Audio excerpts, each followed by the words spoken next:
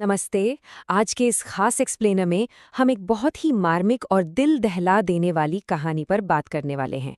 एक ऐसी कहानी जहां एक माँ का अटूट त्याग और एक बेटी का अडिग स्वाभिमान दोनों आपस में बुरी तरह टकराते हैं। हम बात कर रहे हैं आदर्श विवाह का भ्रम की। गोपा का जीवन संघर्ष, सुन्नी का विवाह और उसका स्वाभिमान, यही इस पूरी कहानी का केंद्र है। चलिए बिना किसी देरी के इस कहानी की उन गहरी मनोवैज्ञानिक परतों को खोलते हैं जो सोचने पर मजबूर कर देंगी। शुरुआत करते हैं सुन्नी के कहे इन चंद शब्दों से। मैं व्रत के बदले में व्रत चाहती हूँ। जीवन का कोई दूसरा रूप मेरी समझ में नहीं आता। समझौता करना मेरे लिए असंभव है। सुन रहे हैं आप? ये महज कुछ शब्द नहीं है, ये सुन्नी के उस दमदार चरित्र की नींव है जिस पर आगे चलकर एक बहुत बड़ी त्रासदी खड़ी होने वाली है। मतलब साफ है, सुन्नी के लिए अपने आदर्शों और अपने स्वाभिमान से समझौता करना मौत से भी बदतर था। अब जरा गोपा की तरफ देखिए। देवनाथ के जीवित रहते गोपा का जीवन एकदम सुरक्षित, बेफिक्र और खुशियों से भरा था। लेकिन देवनाथ के अचानक निधन के बाद सब कुछ उलट गया।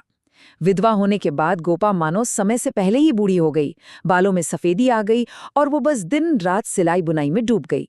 उसने पुनर्विवाह का प्रस्ताव तक ठुकरा दिया। क्यों?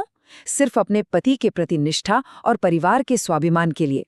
अब उसका पूरा जीवन, उसकी हर सांस सिर्फ एक ही लक्ष्य के इर्द गिर्द सिमट गई थी, अपनी बेटी सुन्नी का विवाह। 20,000 रुपए। जी हाँ, कहानी का ये एक बहुत ही क्रिटिकल मोड़ है। सोचिए, उस दौर में 20,000 रुपए की क्या कीमत रही होगी। ये कोई छोटी मोटी रकम नहीं थी, बल्कि ये गोपा के मातृत्व और उसके प्यार के भारी आर्थिक बोझ को दर्शाती है।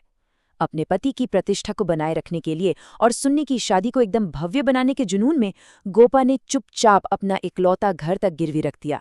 उसने ये बात सबसे छिपा कर रखी, यहाँ तक कि अपने करीबी दोस्तों से भी। ये सिर्फ एक नंबर नहीं है, ये गोपा के उस भारी बलिदान की कीमत है जो उसने अपनी बेटी के सुखद भविष्य के एक भ्रम के लिए चुकाई। सुन्नी की शादी की तैयारियों को लेकर गोपा की दीवानगी, सच कहूं तो एक जुनून बन चुकी थी। उसने खुद को भारी कर्ज में डुबो दिया। भयानक शारीरिक दर्द, रातों की नींद हराम, फिर भी वो आधी रात तक कपड़े सीती रहती थी। अपनी बेटी के लिए 5 संदूक भरकर कपड़े और ढेर सारे गहने तैयार किए उसने। और पता है सबसे खौफनाक बात क्या थी?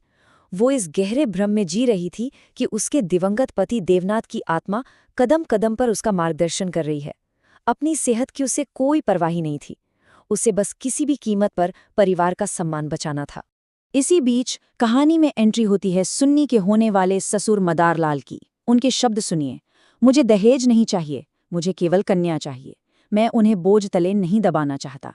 अब जरा सोचिए, एक ऐसी माँ के लिए जिसने अपना सब कुछ दांव पर लगा दिया हो, ये शब्द किसी चमत्कार से कम थे क्या? बिल्कुल नहीं। मदारलाल की इन बातों ने गोपा को पूरा यकीन दिला दिया कि उसने अपनी बेटी के लिए दुनिया का सबसे आदर्श, सबसे सुरक्षित घर ढूंढ लिया है। लेकिन क्या सिर्फ मीठे शब्द ही सच्चाई होते हैं? और यहीं पर ये कहानी हमें रुककर एक बहुत गहरा सवाल पूछने पर मजबूर कर देती है। क्या ये तथाकथित आदर्श विवाह सच में सफल हुआ? गोपा ने अपनी जान की बाजी लगा दी, ससुराल वाले भी ऊपर से बेहद सज्जन और अमीर दिख रहे थे। तो क्या सुनी को वो खुशहाल जिंदगी मिली जिसकी इतनी उम्मीद की जा रही थी?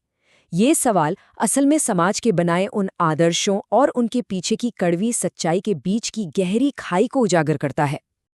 बहुत दुख की बात है, लेकिन इसका जवाब है नहीं।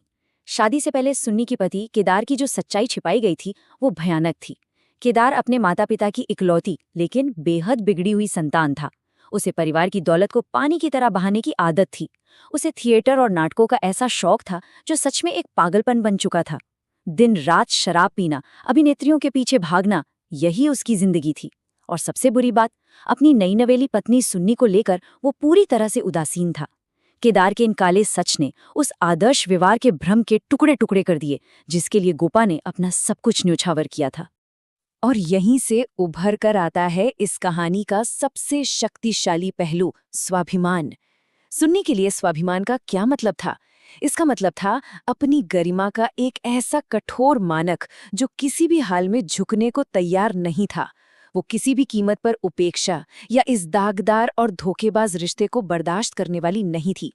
हो सकता है बहुत सी महिलाएं ऐसी स्थिति में चुपचाप समझौता कर लेती, लेकिन सुन्नी वो बचपन से ही प्यार और सम्मान के माहौल में पली बढ़ी थी। उसने साफ कर दिया था कि वो अपने पति की बेरुखी और धोखे को हरगिज नहीं सहेगी। उसका स्वाभिमान किसी भी सामाजिक समझौते से बहुत बहुत ऊपर था। फिर आता है वो ब्रेकिंग पॉइंट, जहां से सब कुछ खत्म हो जाता है। केदार ने सारी हदें पार कर दी। उसने अपने ही पिता के जाली दस्तखत किए, बैंक से हजारों रुपए चुराए और एक अभिनेत्री के साथ भाग गया। और तो और जाते जाते सुन्नी के लिए ये संदेश भी छोड़ गया कि जब तक वो उस घर में रहेगी वो लौटकर नहीं आएगा। इस एक झटके ने पूरे परिवार को तबाह करके रख दिया। सुन्नी को उस भयानक धोखे का सामना करने के लिए बिल्कुल अकेला छोड़ दिया गया, जहां उसके आत्मसम्मान पर सबसे गहरी और सबसे दर्दनाक चोट लगी थी। इसके बाद तो जैसे घटनाओं का एक बवंडर आ गया जो सीधे एक विनाशकारी अंत की तरफ बढ़ रहा था। सबसे पहले केदार का फरार होना। इसके बाद शुरू होता है सुन्नी का वो शांत लेकिन भयानक विद्रोह। वो पूरी तरह से अपने वैवाहिक प्रतीकों को ठुकरा देती है, अपनी चूड़ियां तोड़ देती है, मांग का सिंदूर पोंछ डालती है। फिर आती है वो प्रस्थान की घड़ी। सुबह सुबह जब पूरा घर गहरी नींद में था, सुन्नी चुपचाप उस घर से हमेशा के लिए निकल जाती है। और फिर दोपहर होते होते वो खौफनाक सच सबके सामने आ जाता है। यमुना नदी के किनारे सुन्नी का निर्जीव शरीर मिलता है। उसके उसी अडिग स्वाभिमान ने उसे एक ऐसा अटल फैसला लेने पर मजबूर कर दिया जिसे कोई नहीं रोक सका। हमारा ये एक्सप्लेनर अंत में एक बहुत ही झकझोर देने वाले सवाल के साथ खत्म होता है। क्या गोपा का वो सर्वोच्च बलिदान मूल रूप से सुन्नी के उसी गहरे स्वाभिमान के खिलाफ था? एक माँ ने अपनी बेटी को बचाने के लिए, उसे सबसे अच्छी जिंदगी देने के लिए खुद को तिल तिल कर मिटा दिया। लेकिन क्या उसी माँ के दिए संस्कारों और स्वाभिमान ने उस बेटी को उस धोखेबाज दुनिया में समझौता करने से रोक दिया? इस कहानी ने आदर्शों की एक बहुत बहुत भारी कीमत चुकाई है। ये एक ऐसा सवाल है जो शायद हमारे जहन में हमेशा गूंजता रहेगा कि क्या समाज की वो खोखली प्रतिष्ठा और एक इंसान का अपना स्वाभिमान कभी एक साथ चल सकते हैं? इस एक्सप्लेनर में हमारे साथ जुड़ने के लिए बहुत बहुत शुक्रिया।